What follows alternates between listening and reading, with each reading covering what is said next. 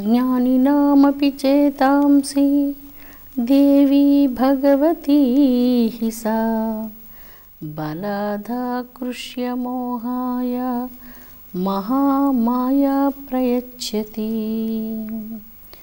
ఓం శ్రీమాత్రే నమః. ఓం శ్రీ లలితాంబికాయై నమః.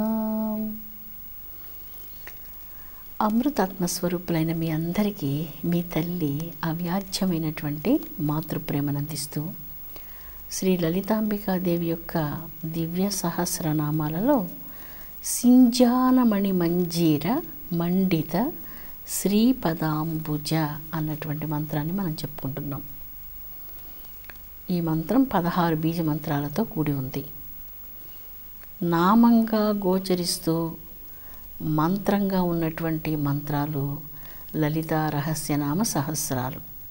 రహస్యనామ సహస్రాలకు నామములనే పేరు, కానీ నామము రూపంలో ఉన్నటువంటి మంత్రరాజాలు. మంత్రరాజము ఏ విధంగా ఉత్తమమైనటువంటి సిద్ధిని ఫలాన్ని ప్రసాదిస్తుందో ఈ దివ్య నామస్మరణం వలన అటువంటి ఉత్తమోత్తమైనటువంటి సిద్ధి మోక్షాన్నే ప్రసాదించగలిగేటువంటి శక్తి ఈ దివ్యమైనటువంటి నామాలకు ఉన్నది. ఎందుకంటే ఇవి మంత్రరాజాలు కనుక. ఈ లలితా సహస్రనామాలను పఠించేటప్పుడు అమ్మవారి పాద పంకజాలను హృదయంలో స్థాపించుకుని భావన చేస్తూ భక్తితో పఠించాలన్నటువంటిది ప్రధానంగా చెప్పబడుతుంది. జగదంబ యొక్క శ్రీచరణాలనే భక్తుడు హృదయంలో భావిస్తాడు. అందుకు భక్తులు అమ్మ యొక్క శ్రీపాదాంబుజాల మీదనే దృష్టిని కేంద్రీకరించి స్మరిస్తూ ధ్యానిస్తూ పూజిస్తూ ఉంటారు. ఇప్పుడు మనం చూసిన మంత్రాలన్నీ కూడా 16 బీజ మంత్రాలతో కూడి జగన్మాత యొక్క శ్రీపాదాంబుజాల యొక్క వర్ణనను గురించి మనకి ఇక్కడ గోచరిస్తూ ఉన్నది. ఇవన్నీ కూడా ఒక్కొక్క రకమైనటువంటి కళలతో, ఒక్కొక్క తత్వంతో, ఎన్నో రహస్యార్థాలతో ఇవన్నీ వివరించబడుతూ ఉన్నాయి. లలితా రహస్య నామ సహస్రాలు అంటే ఈ నామ రూపంలో ఉన్నటువంటి మంత్ర బీజాక్షరాల జపం వలన అద్భుతాద్భుతమైనటువంటి శక్తులు సాధకునకు కలుగుతూ ఉన్నాయి. ఈ పూజ ప్రారంభించినప్పుడు స్తోత్ర రూపంలో మేము పారాయణం చేయవచ్చా అని చాలామంది ఉత్తరాలు రాశారు. అందుకు స్తోత్ర రూపంలో పఠించడం ఎటువంటి తప్పు లేదు. మీరు భక్తితో జగదంబ యొక్క నామాలను స్తోత్ర రూపంలో పఠనం చేయవచ్చు. ఎలాగంటే ఓం శ్రీమాత శ్రీ మహారాజ్ఞి శ్రీమత్సింహాసనేశ్వరీ చిదగ్నికుండ సంభూత దేవకార్య సముజ్జత. ఇలాగా మీరు స్తోత్ర రూపంలో లలితా సహస్రనామాల్ని పఠనం చేయవచ్చు. అయితే పూజ చేసుకోవాలనుకున్నప్పుడు ఓం ఐం హ్రీం శ్రీం శ్రీ మాత్రే నమః, ఓం ఐం హ్రీం శ్రీం శ్రీ మహారాజ్ఞే నమః ఇలాగా బీజమంత్రాలతో కలిసి అమ్మ యొక్క దివ్య నామాలను కుంకుమార్చన పూజ, పుష్ప పూజ ఇలాగ మీరు పూజ చేసుకోవచ్చు. కానీ ప్రధానంగా ఈ పవిత్రమైనటువంటి లలితా సహస్రనామ స్తోత్రం చేస్తున్నా, అర్చన చేస్తున్నా, అమ్మ పూజ చేసేటప్పుడు ఎటువంటి పరిస్థితుల్లో మధ్యలో ఒక్క మాట కూడా మాట్లాడకూడదు. శాస్త్రంలో ఇలా చెప్పారు, పిడుగుబడుతున్నా కూడా లేచి మాట్లాడకూడదు, మధ్యలో వెళ్ళకూడదు అని చెప్పబడింది. శాస్త్ర ప్రమాణాన్ని మనం శిరోధార్యంగా భావించాలి. మనకు నచ్చినట్లుగా మనం ప్రవర్తించేందుకు వీలు పడదు. అమ్మ యొక్క పవిత్ర నామస్మరణం చేసేటప్పుడు దాన్ని పూర్తి చేసే వరకు మనం ఎటువంటి పరిస్థితుల్లో మధ్యలో లేచి వెళ్ళకూడదు. దానిని పూర్తి చేసి మనం వెళ్ళవలసి ఉంటుంది. ఎందుకంటే ఇవి సాధారణ నామాలు కాదు, మంత్రాక్షరాలు. మంత్రాక్షరమయీం దేవీం మాతృణాం రూపధారిణి. ఈ మంత్ర బీజాక్షరాలన్నీ కూడా ఒక్కొక్క అక్షరానికి ఒక్కొక్క అక్షర దేవత ఉన్నది. అకారానికి అమృతాది మహాశక్తి స్వరూపమైనటువంటి అమృత దేవతలు ఉన్నారు. ఆకారానికి సంబంధించినటువంటి బీజమంత్రాలకు అలాంటి దేవతామూర్తులు ఉన్నారు. హకారానికి హంసాది దేవతలు ఉన్నారు. ఇవన్నీ కూడా మీ అందరికీ తెలిసినటువంటివే. లలితా సహస్రనామాలలో ఒక్కొక్క అక్షరానికి ఒక్కొక్క అక్షర దేవత ఉన్నది. వీరందరూ సంతోషపడితే తల్లి సంతోషపడినట్లు అవుతుంది. శ్రీ మాత్రే నమః అన్నటువంటిది లలితాంబికాదేవి యొక్క పవిత్రమైనటువంటి అమ్మవారి యొక్క బీజమంత్రాలు. అందుచేత ఈ అమృతాది మహాశక్తులు, అక్షర దేవతలు, హంసాది దేవతలు, ఈ బీజమంత్రాలకు సంబంధించినటువంటి సకల దేవతలందరూ కూడా తమ నామస్మరణం చేసేటప్పుడు, తమ మంత్ర జపం చేసేటప్పుడు, ఈ మంత్రాలను పఠించేటప్పుడు చాలా సంతుష్టిని కలిగి దీవిస్తూ ఉంటారు. అందుచేత తెలియకుండా ఒకవేళ అలాంటిది ఏదైనా ఇప్పటివరకు జరిగి ఉన్నా ఇక నుంచి వీలైనంత వరకు మధ్యలో మాట్లాడకుండా ఉండడానికి ప్రయత్నించాలి. మధ్యలో లేచి వెళ్ళకూడదు. ఈ పూజ పూర్తయ్యేంత వరకు దాన్ని ఒక నియమంగా నిష్టగా చేయవలసి ఉంటుంది. స్నానపానాదులు చేసి తర్వాత అలాగ పూజ చేసినప్పుడు ఆ పూజ శ్రేష్ఠ ఫలాన్ని ప్రసాదిస్తుంది. జగదంబ యొక్క చిత్రపటాన్ని పూజించవచ్చు, శ్రీచక్రాన్ని పూజించవచ్చు, జగన్మాతృమూర్తి యొక్క సుందరమైనటువంటి మూర్తులను మీరు పూజించవచ్చు. భక్తి చాలా ప్రధానమైనటువంటిది. ఆ భక్తి అమ్మ యొక్క అనుగ్రహం చేతనే లభిస్తుంది. భక్తి ప్రధానం కాకుండా కేవలం వస్తు ప్రధానం మాత్రమైతే ఆ వస్తువుల్ని మనం సర్దుకోవడం, అవి పెట్టడం, అవి సరిపోతుంది తప్ప భక్తి తల్లి చాలా ప్రియంగా కోరుకుంటుంది. భక్తి ప్రియ కదా అమ్మ, భక్తి ప్రియ. అందుకే ఈ లలితా సహస్రనామ పఠనం భక్తితో, శ్రద్ధతో, నియమంతో, నిష్టతో ఒక యోగంలాగా, ఒక తపస్సులాగా చేయండి. పరమాద్భుతమైనటువంటి ఫలితాలను మీరు అందుకోవడంలో ఎటువంటి సందేహం లేదు. ఈరోజు మీరు చేసే ఈ పూజ మీ వంశాలకు, తరతరాలకు తరగనటువంటి ఒక మహా పెన్నిది అవుతుంది. ఈ లలితా సహస్రనామాలు మీకు ప్రసాదించినటువంటి గురువును కానీ ఎటువంటి పరిస్థితులలో నిందించకూడదు అని శాస్త్రం ఖచ్చితంగా చెప్తుంది. అటువంటి గురు నింద కూడదు అంటుంది. దానివలన చాలా ఘోరాతి ఘోరమైనటువంటి కష్టాలు, నరకాలు కలుగుతాయి అంటుంది. కాబట్టి గురు నింద ఎవరు చేస్తారు? గురువుని ఎవరు నిందించరు కదా. అందువల్ల కానీ ఎటువంటి పరిస్థితుల్లో కూడా గురువు నాకు ఏం చేశాడు అటువంటి మానసికంగా కూడా మీరు తలుచుకోకుండా గురువే సర్వకారణ భూతాశక్తి, గురువే గురుమండల రూపిణైనటువంటి లలితాంబికాదేవి ఆ గురు రూపంలో వచ్చి ఈ సహస్రనామాలను, ఆ పవిత్ర మంత్రాన్ని మీకు ప్రసాదించింది కనుక ఆ గురువు అంటే సాక్షాత్ జగదంబికగానే భావించాలి అంటూ ఈ లలితా సహస్రనామాలలో ప్రధానంగా లలితాంబిక పూజలో గురు పూజ కూడా మిళితమై వస్తుంది. ప్రధానంగా నవావరణార్చన అంతా కూడా గురు పూజ ఎక్కువగా ఉంటుంది. గురువు లేకుండా చేసే పూజ, ఆ పూజ ఎటువంటి ఫలాన్ని మనకు ప్రసాదించదు. అందుచేత ఈ లలితా సహస్రనామాల పుష్పాలతో కూడా పూజించవచ్చు, లేదా కుంకుమార్చనతో పూజించవచ్చు, అమ్మవారికి బిల్వపత్రాలతో పూజించవచ్చు. రకరకాల పుష్పాలతో మీరు జగన్మాతను పూజిస్తే కలిగే ఫలితాన్ని గురించి బ్రహ్మాదులు కూడా వర్ణించలేరు అంటూ ఇందులో వసిన్యాది వాగ్దేవతలు వివరించి ఉన్నారు.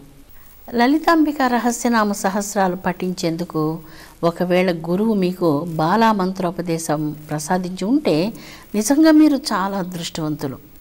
బాలా మంత్రం పరోక్ష బ్రహ్మ విద్య అని చెప్పబడుతుంది. అలాగే మీకు లలితాంబిక పంచదశాక్షరి మహామంత్రం గురువు ప్రసాదించి ఉంటే ఆ గురువు రుణం కోటి కోటి జన్మల్లో తీర్చలేనటువంటిది అంటుంది శాస్త్రం. అపరోక్ష బ్రహ్మ విద్యా స్వరూపం దేవి యొక్క లలితా మంత్రం. అందుచేత ఈ ఒక్క పవిత్ర మంత్రరాజాలను జపిస్తూ శ్రీచక్రాన్ని మీరు లలితాంబిక సహస్రనామాలతో పూజిస్తే ఆ ఫలం వర్ణనాతీతమైనటువంటి బ్రహ్మానందాన్ని మీకు ప్రసాదిస్తుంది. ఇక్కడ సింజానమణి మంజీర మండిత శ్రీపదాంబుజ, ఇవన్నీ మనం ఎందుకు చెప్పుకున్నామంటే జగదంబ యొక్క పూజలో భక్తుడు నిరంతరం ఆ జగజ్జనని యొక్క పాదాంబుజాలను తన సహస్రారంలో ధరించి ప్రార్థిస్తూ ఉంటాడు. జగదంబ పాదాంబుజాలు వేరు, గురువు పాదాంబుజాలు వేరు కాదు అంటుంది లలితా సహస్రనామంలో కొన్ని మంత్రాలు. ఇక్కడ ఈ జగదంబ ఎలాంటి పాదాంబుజాలను కలిగి ఉందో వర్ణిస్తూ ఉన్నారు. జగదంబ లలితా భవాని శ్రీకరమైనటువంటి శోభతో వెలుగొందే పాదాంబుజాలను కలిగి ఉంది. ఆ పాదాంబుజాలు అద్భుతమైనటువంటి లత్తుక లాక్షారసంతో అలంకృతమై ఉన్నాయి. ఆ పాదపద్మాల మీద అందమైనటువంటి కమలాలు చిత్రీకరించబడి ఉన్నాయి. ఆ కమలాల మీద ఎగురుతున్నటువంటి తుమ్మెదల జంట ఉన్నది. ఎలాంటి అద్భుతమైనటువంటి పాదపద్మాలు చూడండి.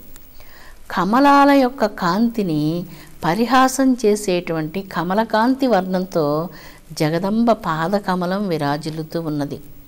ఆ పాదాంబుజాలకు అందమైనటువంటి అందెలు, అనేక ఆభరణాలను, పాదాభరణాలను, అద్భుతమైనటువంటి మట్టెలు వీటన్నిటినీ ధరించి ఉన్నది.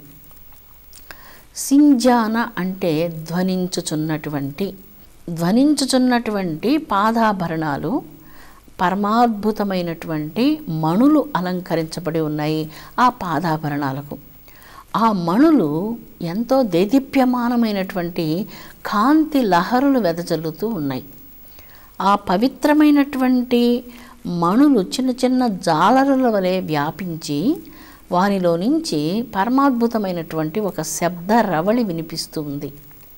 ఆ దివ్యమైనటువంటి ఆ రవళి, ఆ నాదం వింటూ ఉంటే అది వేదాల నాదంగా వినపడుతూ ఉంది. బ్రహ్మ ఒక్కసారి మణిద్వీపానికి వచ్చారు.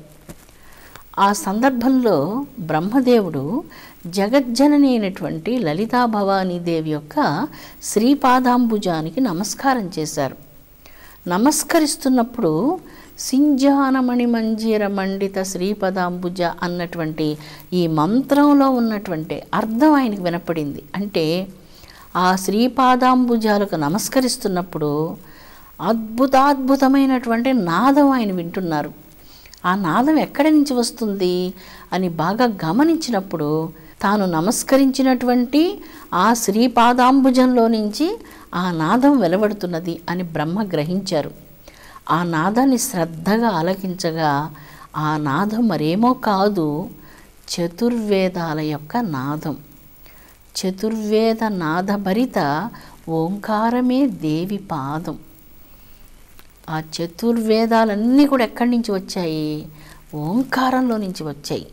ఆ ఓంకారమే దేవి పాదం.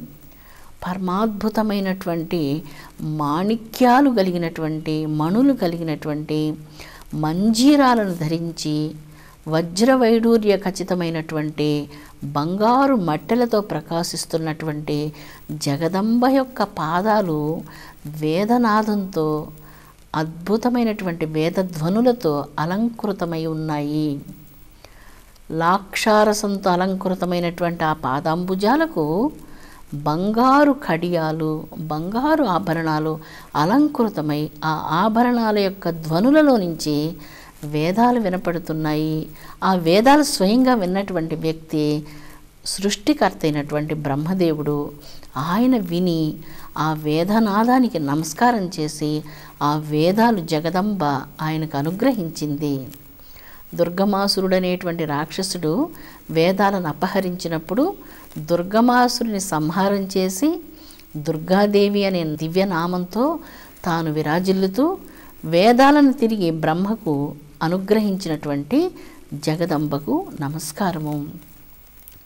వేదనాదం చేత అలంకృతమైనటువంటి పాదాంబుజాలు కలిగినటువంటి శ్రీ లలితా భవానీదేవికి, అఖిలాండకోటి బ్రహ్మాండాలకు నాయకురాలైనటువంటి ఆ జగన్మాతృమూర్తికి నటరాజుతో కలిసి నిత్యము సంధ్యాతాండవ నాట్యం చేసేటువంటి మహాదేవికి నమస్కారము. ఆ శివశక్తులు ఇద్దరూ కలిసి అపూర్వమైనటువంటి సంధ్యా సమయంలో ఈ దివ్య తాండవం చేసేటప్పుడు జగదంబ తన ఆయుధాలన్నిటినీ విసర్జించి ఉంటుంది. ఆ శివశక్తైక్య స్వరూపిణి అయినటువంటి తల్లికి ఓంకారిణి అయినటువంటి జగన్మాతకు నమస్కారం. తల్లి జీవకోట్లందరినీ సంరక్షించునుగాక, మా బుద్ధులను పవిత్రంగా ఉండునట్లుగా ప్రేరణ చేయునుగాక. మా హృదయాంతర్వాసిని అయి ఆత్మరూపిణి అయి కోటి ప్రభలతో సింజానమణి మంజీర మండిత శ్రీపదాంబుజ అన్నటువంటి వేదధ్వని చేత అలంకృతమైనటువంటి పావన పాదాంబుజాలతో మా హృదయ సరోవరంలో ఆ రాజహంస నిరంతరము విహరించునుగాక. భక్తుల యొక్క హృదయాకాశం అనేటువంటి దహరాకాశంలో పండు వెన్నెలయ్యి కోటి వెన్నెలను వెదజల్లేటువంటి జాబిల్లి అయి, శరన్మాసంలో వెలుగొందేటువంటి జాబిల్లి చాలా ప్రకాశంగా ఉంటుంది. ఎప్పుడూ లేనటువంటి విధంగా మన భూమికి 48,000 కిలోమీటర్ల దగ్గరగా చంద్రుడు చాలా దగ్గరగా వచ్చి పండు వెన్నెల కాంతులను వెదజల్లాడు. సర్వసాధారణంగా సంవత్సరంలో శరన్మాసంలో వచ్చే శారద పౌర్ణిమ సర్వోత్కృష్టమైనటువంటి పౌర్ణిమగా వర్ణిస్తారు. ఎందుకంటే ఆ మాసంలో వెన్నెల చాలా చల్లగా ఉంటుంది. ఆ వెన్నెలను శారద పౌర్ణమి అంటున్నారు. సరస్వతీ పౌర్ణమి, జ్ఞానామృతాన్ని భక్తుల మీద వెదజల్లే పౌర్ణమి. భక్తులందరూ ఈ పౌర్ణమి ఎప్పుడు వస్తుందా అని ఎదురుచూస్తూ ఆ దినం ఉపవసించి జగదంబ శ్రీపాదాంబుజాలను, సింజానమణి మంజీర మండిత శ్రీపదాంబుజాలను తమ హృదయంలో తమ సహస్రారంలో భావించుకొని చంద్రమండలంలో ఉన్నటువంటి తల్లిని భావిస్తూ ఆ వెన్నెల కిరణాలలో కూర్చొని జగన్మాతృమూర్తి యొక్క దివ్య మంత్రరాజ్యాన్ని జపిస్తూ ఉంటారు. ఈ మంత్రరాజ్యము మహాశక్తివంతమై ఒక్కసారి జపం చేస్తే లక్షల సార్లు జప ఫలాన్ని ప్రసాదిస్తూ సహస్రార చక్రాన్ని దేదీప్యమానంగా వెలుగొందింపజేసే వెన్నెల దినం శరన్మాసంలో వచ్చే పౌర్ణమి దినం. అంటే ఇప్పుడు నవరాత్రులు పూర్తయిన తర్వాత వచ్చే పౌర్ణమి ఉంది కదా, ఆ పౌర్ణమి సర్వోత్కృష్టమైనటువంటి పౌర్ణమి. జగదంబ శివశక్తైక్య స్వరూపిణి అయి ఆ పౌర్ణమి నాడు సమస్త ఆయుధాలను వర్జించి శక్తి శివుని యందు లీనమై అప్రమేయమైనటువంటి ఏక చైతన్యమూర్తిగా విరాజిల్లేటువంటి ఆ దివ్య అమృత కిరణ ముహూర్తం శరత్ పౌర్ణమి నాడు రాత్రి 12 గంటలకు సంభవిస్తూ ఉంటుంది.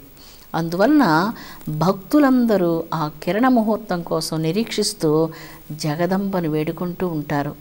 జగజ్జనని, వేదాల చేత అలంకృతమైనటువంటి శ్రీపాదాంబుజాలు కలిగినటువంటి మా కన్న తల్లి, జీవులను రక్షించుమమ్మ. పరమపావనమైనటువంటి నీ దివ్య శ్రీచరణాంబుజాల యొక్క పావనమైనటువంటి స్మరణం నిరంతరం చేయనట్లుగా శాంతి సహనాలు దివ్య ధర్మం మాకు అనుగ్రహించి మమ్ములను సత్యం వంకకు నడిపించు, సత్య సాక్షాత్కారాన్ని నీ భక్తులందరికీ అనుగ్రహించు అంటూ జగదంబను భక్తితో వేడుకుందాం. విశ్వశాంతి వర్ధిల్లునుగాక. ఓం శాంతి శాంతి శాంతి.